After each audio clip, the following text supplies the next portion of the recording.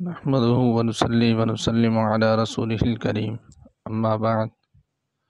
فاعوذ بالله من الشیطان الرجیم بسم اللہ الرحمن الرحیم۔ معزز سامعین کرام، جیسا کہ ہماری گفتگو چل رہی ہے بچے کے دل کے اندر خوف اور ڈر سے متعلق، اور اس سے متعلق ہم نے کچھ عوامل اور عوامل کے اوپر بات کی۔ آج کی نشست میں انشاءاللہ العزیز ہم بات کریں گے کہ صحابہ کرام رضی اللہ تعالی علیہم اجمعین کے بچوں کے بہادری اور شجاعت کے وہ انمٹ عظیم کارنامے جو تاریخ کے اوراق کی زینت اور بعد میں آنے والوں کے لیے نمونہ بنے، اور ان کے واقعات اب بھی ضرب المثل ہیں، اور ان کی سیرت و کارنامے قوموں کے لیے ذریعہ افتخار اور تاریخ کے تعجب خیز واقعات ہیں۔ چنانچہ ان میں سے ایک واقعہ یہ ہے کہ جنگ احد میں مشرکوں سے لڑنے کے لیے جب مسلمان تیار ہوئے تو نبی کریم صلی اللہ تعالی علیہ وسلم کے سامنے لشکر کو پیش کیا گیا۔ آپ نے دیکھا کہ لشکر میں کچھ نوعمر ایسے لڑکے بھی ہیں جو ابھی تک بالغ نہیں ہوئے ہیں، اور انہوں نے خود کو مردوں کے ساتھ ملا دیا ہے تاکہ اعلاء کلمت اللہ کے لیے وہ خود بھی مجاہدین کے ساتھ شامل ہو جائیں۔ یہ دیکھ کر نبی کریم صلی اللہ تعالی علیہ وسلم نے ان پر رحم کھایا، اور ان میں سے جس کو زیادہ چھوٹا محسوس کیا اسے واپس کر دیا۔ نبی کریم صلی اللہ تعالی علیہ وسلم نے جن حضرات کو واپس لوٹایا ان میں حضرت رافع بن خدیج اور حضرت سمرہ بن جندب رضی اللہ تعالی عنہما بھی تھے۔ لیکن جب آپ سے یہ عرض کیا گیا کہ رافع تیر انداز ہیں، بہت اچھی تیر اندازی کرتے ہیں، تو آپ نے ان کو اجازت دے دی۔ یہ دیکھ کر حضرت سمرہ رونے لگے اور اپنے ستیلے والد سے عرض کیا کہ رسول اللہ صلی اللہ تعالی علیہ وسلم نے رافع کو تو اجازت دے دی ہے اور مجھے واپس کر دیا ہے، حالانکہ میں تو رافع کو پچھاڑ دیا کرتا ہوں۔ یہ خبر نبی کریم صلی اللہ تعالی علیہ وسلم کو بھی پہنچی تو آپ نے ان دونوں کو لڑنے کا حکم دیا، اور حضرت سمرہ غالب رہے تو آپ صلی اللہ تعالی علیہ وسلم نے انہیں بھی اجازت دے دی۔ اسی طرح ایک واقعہ یہ آتا ہے کہ جب نبی کریم صلی اللہ تعالی علیہ وسلم اور آپ کے ساتھی حضرت ابوبکر مدینہ منورہ کی جانب ہجرت کر کے جانے لگے اور غار ثور میں 3 دن مقیم رہے، تو حضرت ابوبکر کی صاحبزادیوں عائشہ اور اسماء رضی اللہ تعالی عنہم نے دونوں حضرات کے لیے توشہ سفر تیار کیا،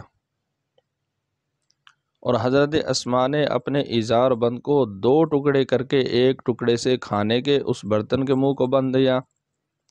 جسے وہ لے کر جائی تھیں، اسی لیے انہیں ذات النطاقتین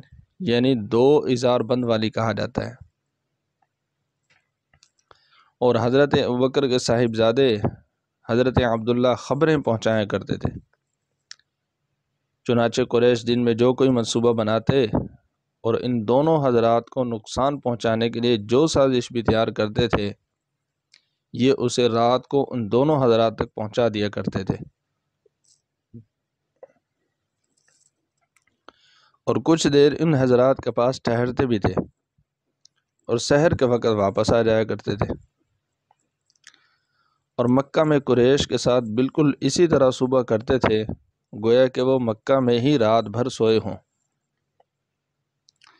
یہ بات ذہن نشین رہے کہ حضرت عائشہ اور حضرت عبداللہ دونوں اس وقت تک نابالغ بچے تھے۔ واقعتاً بہادری کی ایک ایسی نادر مثال ہے جو بہت سے مردوں میں بھی نہیں مل سکتی۔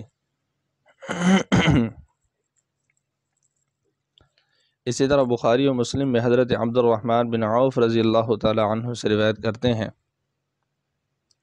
کہ انہوں نے فرمایا کہ میں جنگ بدر کے موقع پر صف میں کھڑا ہوا تھا۔ میں نے اپنے دائیں اور بائیں دیکھا تو کیا دیکھا کہ میں انصار کے دو نوعمر لڑکوں کے درمیان کھڑا ہوں۔ میرا دیکھنا ان بچوں نے تاڑ لیا،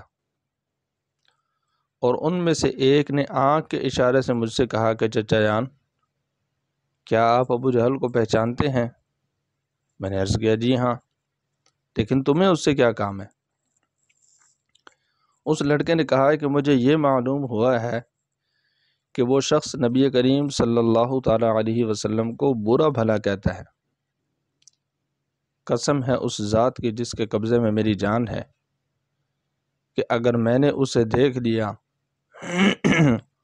تو میں اس سے اس وقت تک الگ نہ ہوں گا جب تک کہ ہم دونوں میں سے جس کو پہلے مرنا ہے وہ مر نہ جائے۔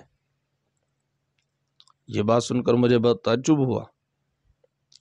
دوسرے نے بھی مجھے اشارہ کیا اور اسی طرح کی بات کہی۔ کچھ دیر کے بعد ہی میری نظر ابو جہل پر پڑی، وہ لوگوں کے درمیان چل رہا تھا۔ میں نے کہا کیا تم دونوں دیکھ نہیں رہے ہو؟ یہی تو وہ شخص ہے جس کے بارے میں تم دونوں مجھ سے ابھی پوچھ رہے تھے۔ بس یہ سننا تھا کہ دونوں تلواریں لے کر اس پر جھپٹ پڑے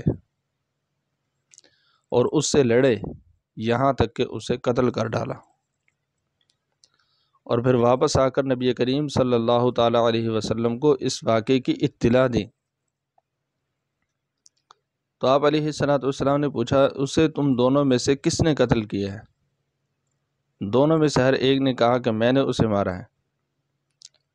آپ نے پوچھا کیا تم دونوں نے اپنی اپنی تلواروں کو پونچھ لیا ہے؟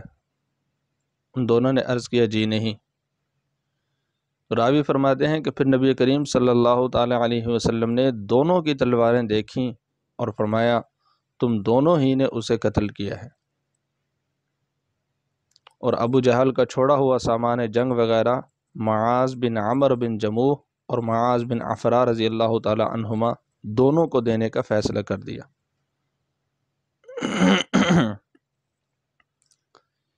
اسی طرح ابن ابی شیبہ امام شعبی سے روایت نقل کرتے ہیں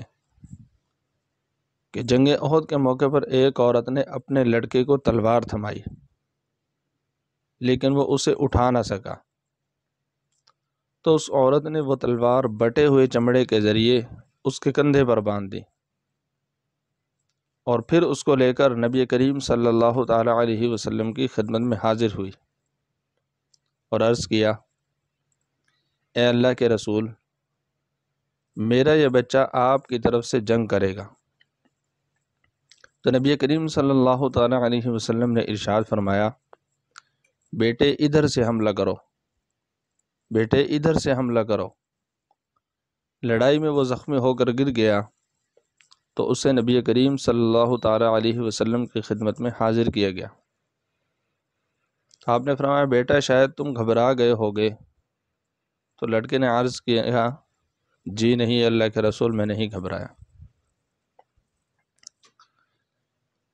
تو یہ وہ واقعات ہیں، ان یادگار تاریخی مثالوں اور ان جیسی دوسری مثالوں سے یہ نتیجہ نکلتا ہے کہ صحابہ کرام رضوان اللہ تعالی علیہم اجمعین کی اولاد بہادری، شجاعت، جوان مردی اور جرأت و استقلال کے اعلیٰ ترین درجے پر فائز تھی، اور اس کا سبب سوائے اس کے اور کچھ نہ تھا کہ انہوں نے نبوی مدرسے، مسلمان گھرانے اور جوان مرد بہادر مسلم و مومن معاشرے میں صحیح اور اعلیٰ تربیت حاصل کی تھی، بلکہ ان کی مائیں اپنے بچوں اور جگر گوشوں کو جہاد اور کارزار کے میدان کی طرف بھیجا کرتی تھیں، اور جب انہیں ان کی شہادت کی خبر اور موت کی اطلاع ملتی تو ان میں سے کوئی کہنے والی یہ یادگار جملہ کہتی تمام تعریفیں اس اللہ کے لیے ہیں جس نے مجھے ان کی شہادت کا شرف بخشا، اور مجھے امید ہے کہ اللہ تعالیٰ انہیں اور مجھے قیامت میں اپنی رحمت میں ڈھانپ لے گا۔ اس طرح ان کے والدین بھی بچپن سے ہی اپنی اولاد کو شاہ سواری، بہادری، شجاعت، جوان مردی، جرأت و اقدام اور خطرناک و نازک مقامات میں گھس جانے کی تربیت دیا کرتے تھے، اور پھر جب وہ کچھ بڑے ہو جاتے اور ہمت پیدا ہو جاتی تو وہ آزادی، جہاد اور طلب رزق کے قافلوں کے ساتھ سچے داعی اور بہادر مجاہد اور محنت کا شامل بن کر نکل پڑتے تھے۔ مثال کے طور پر ہم ایک مومن لڑکے کا وہ شاندار موقع پیش کرتے ہیں جس میں اس نے اپنے والد سے یہ درخواست کی تھی کہ وہ اسے اطراف عالم کا دورہ کرنے کا موقع فراہم کر دیں تاکہ وہ اپنے لیے عزت و ترقی کے راستے تلاش کر سکے اور عزت و کرامت کی بلندیوں تک پہنچ سکے، بلکہ اس نے اپنے والد سے ایسے اشعار کے ذریعے خطاب کیا تھا جو عزت نفس اور خودداری سے بھرپور ہیں۔ وہ اشعار یہ تھے کہ گھوڑے پر زین کس دیں اور اس کے منہ میں لگام ڈال دیں، پھر میرے سر میں زیرہ ڈال دیں اور مجھے تیز قسم کی تلوار دے دیں، بھلا میں اور کس وقت طلب رزق کروں گا؟ اگر میں نو عمری ہی سے کمائی نہ کروں، میں سفر کروں گا تاکہ حلال رزق کما سکوں نہ کہ حرام، شاید کہ کوچ کرنا فقر و فاقہ کو دور کر دے یا موت کو قریب کر دے۔ تو اس طرح دیکھیں کہ صحابہ کرام کے بچے جو ہے وہ کس طرح اپنے آپ کو جنگ کے لیے، شجاعت کے لیے، بہادری کے لیے پیش کیا کرتے تھے، اور صحابہ کرام ان کو کس قسم کی تربیت فرمایا کرتے تھے۔ اللہ رب العزت کی بارگاہ اقدس میں دعا ہے کہ اللہ تعالی ہمیں ان واقعات سے سبق لینے کی توفیق نصیب فرمائے اور ان کو سمجھنے کی توفیق نصیب فرمائے۔ وآخر دعوانا ان الحمد للہ رب العالمین۔